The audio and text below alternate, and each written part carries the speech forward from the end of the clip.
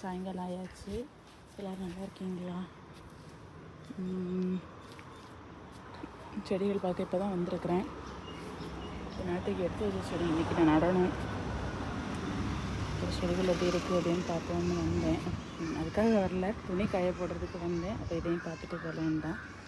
நேற்றுக்கு இதெல்லாம் திருப்பி நடவு பண்ணது. எப்படி வரும்னு தெரியல, பார்ப்போம்.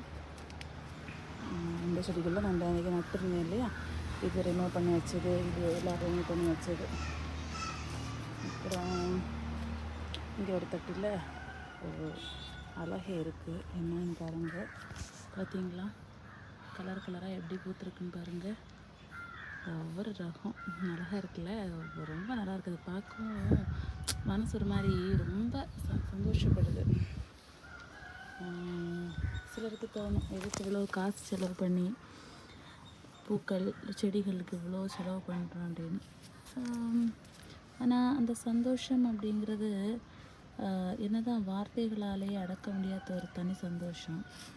அதுதான். செடிகள் கொஞ்சம் தண்ணி பற்றாக்குறைங்கிறனால எப்படி இருக்குது, வேறு எதுவும் இல்லை. ரெகுலராக தண்ணி ஊற்றுறதில்ல. இந்த ஒரு எல்லோவில் ஒரு வெரைட்டி.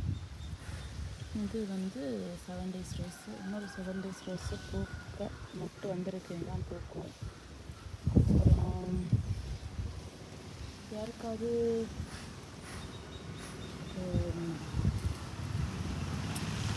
செடிகள் மனசு ரொம்ப சங்கடமாக இருக்கும், டிப்ரெஷனில் இருக்கும், ரிலாக்ஸ் ஆக முடியல, இந்த மாதிரி இருப்பாங்கள்ல ஒரு கேட்டகரி ஆஃப் பீப்புள்.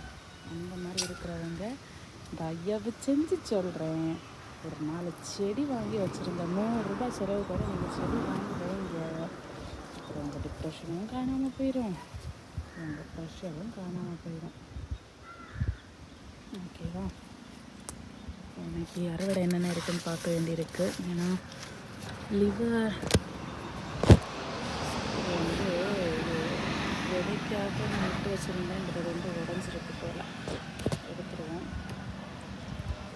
இது ஃபேட்டி லிவர் அப்படின்னு ஒன்று இருக்குல்ல, இது இப்போ எப்போ அது இருக்குது அப்படின்னு எனக்கு தெரியல. பட் கண்டிப்பாக நிறைய பேருக்கு இருக்கும்னு நினைக்கிறேன். அதுக்கு இந்த கொத்தவரங்காய் ஃபஸ்ட்டு மருந்து அப்படின்னு சொல்லி நான் கேள்விப்பட்டேன். என் ஹஸ்பண்டுக்கு நேற்றுக்கு முந்தானேற்றுக்கு தான் வரல, முந்தானேற்றுக்கு தான் நான் செக் பண்ணேன். அவருக்கு ஒரு வயிறு வலி அப்படின்னு சொல்லிட்டு ஒட்டு சைடாக படுக்கிறப்போ நம்ம ஒரு கல் சைடாக படுத்துருவோம்ல, இப்படி படுக்கிறப்போ அவருக்கு ஒரு டிஸ்கம்ஃபர்ட். சரி வச்சுட்டு இருக்க வேண்டாம். என் ஹஸ்பண்ட் பொறுத்த வரைக்கும் என்னன்னா, வெளியிலேருந்து கொஞ்சம் எக்ஸ்ட்ராவே சாப்பிடுவார். இந்த கொக்கோ கோலா அதெல்லாம் சாப்பிடுறது எக்ஸ்ட்ரானா நீங்கள் நினைக்கிற எக்ஸ்ட்ரா கிடையாது. நார்மலி நான் இல்லைன்னா சுத்தமாக சாப்பிட்றதில்ல, ரேர். ஓகேவா? பட் என் ஹஸ்பண்ட் அடிக்கடிக்கு சாப்பிடுவார். அப்படிங்கிறப்போ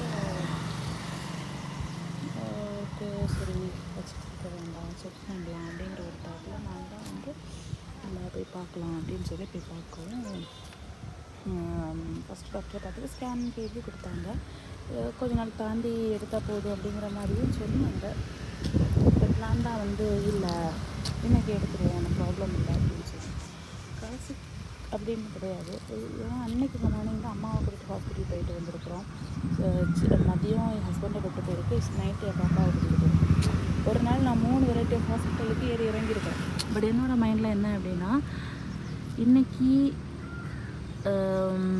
நோய்கள் நிறைய இருக்குது அப்படின்னாலுமே அதை குணப்படுத்துறதுக்கான டெக்னாலஜிஸ் இருக்குது இல்லையா?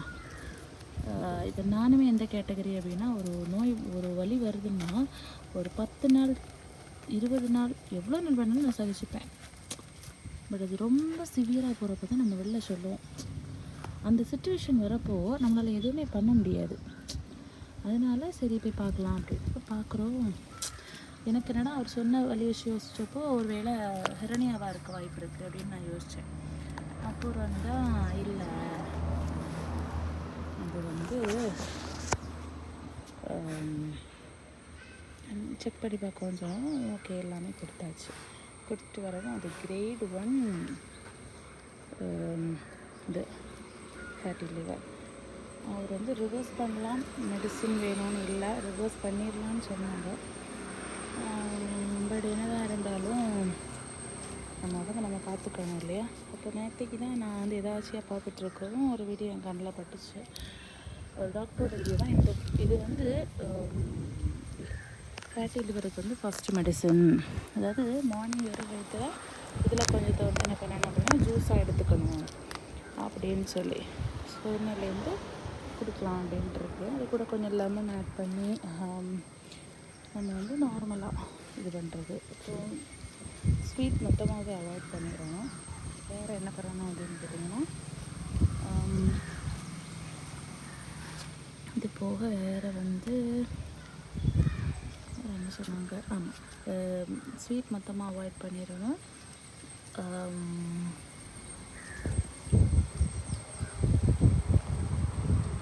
எக்ஸசைஸ், டயட், எக்ஸசைஸ் இதுதான் ரொம்ப முக்கியமாக டாக்டர் சொன்னதோ.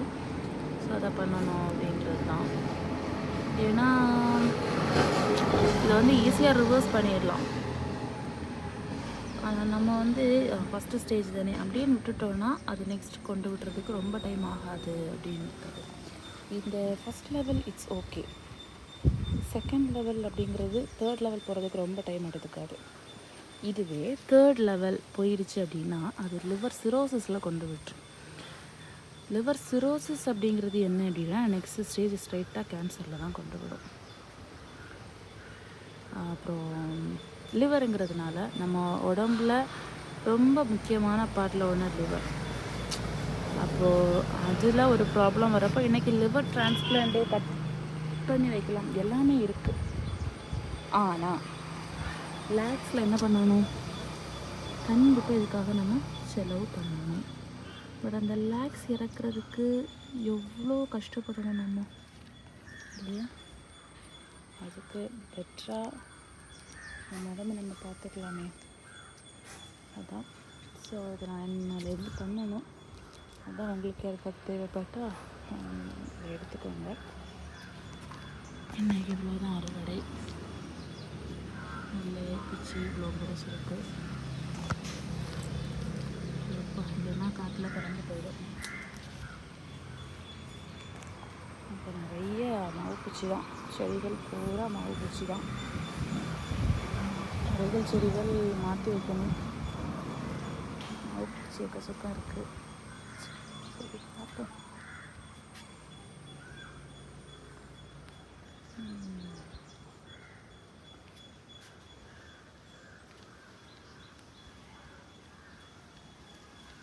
சரி, உங்களுக்கு வேறு ஃபேட்டி லிவருக்கு வேறு ஏதாவது ஆப்ஷன்ஸ் இல்லை வேறு ஏதாவது கருத்துக்கள் தெரியும் அப்படின்னா அதையுமே எங்களுக்கு வந்து கமெண்டில் போடுங்க. ஏன்னா பார்க்குற யாராவது ஒருத்தங்களுக்கு கண்டிப்பாக ஹெல்ப்ஃபுல்லானா, உயிர் சம்மந்தப்பட்ட விஷயம் இல்லையா, எல்லாருக்குமே எல்லாம் தெரியணுங்கிற அவசியம் இல்லை. ஒவ்வொரு ஊரில் இருக்க டாக்டர் ஒவ்வொரு விதத்தில் சொல்லுவாங்க. ஏன்னா இவங்க படித்தது ஒரு காலேஜ், அவங்க படித்தது ஒரு காலேஜ், இவங்களோட டீன் ஒருத்தங்க, அப்படி இருக்கிறப்போ அவங்கவுங்க என்னென்ன கற்றுக்குறாங்களோ அதை கண்டிப்பாக என்ன பண்ணுவாங்க, கிளாஸில் ஷேர் பண்ணுவாங்க. அப்போ அந்த ஒரு ஐடியா நமக்கு இருக்கும், புரியுதா. அப்படி இருக்கிறப்போ எல்லா கருத்துக்களும் நமக்கு என்னது தான், என்னோடய டாக்டர் சொன்னதை மட்டும்தான் நான் கேட்பேன் அப்படி கிடையாது. எல்லா டாக்டர்ஸ் சொல்கிறதும்லேயும் ஒரு அர்த்தம் இருக்கும் இல்லையா. அதை நம்ம நல்ல விஷயம்னா எடுத்துக்கிறதுல தப்பு இல்லையேன்னு சொல்ல வரேன். இப்போ நம்ம டாக்டர் நம்மளோட ஹெல்த் கண்டிஷன் என்னங்கிறது பார்த்து எக்ஸாக்டாக சொல்லுவாங்க. பட் மற்ற டாக்டர்ஸ் சொல்லக்கூடிய இந்த குட்டி குட்டி ஃபுட் ஐட்டம்ஸ் நம்ம எடுக்கிறது, அவாய்ட் பண்ணுறது, இதெல்லாம் நம்ம பண்ணலாம். ஓகேவா.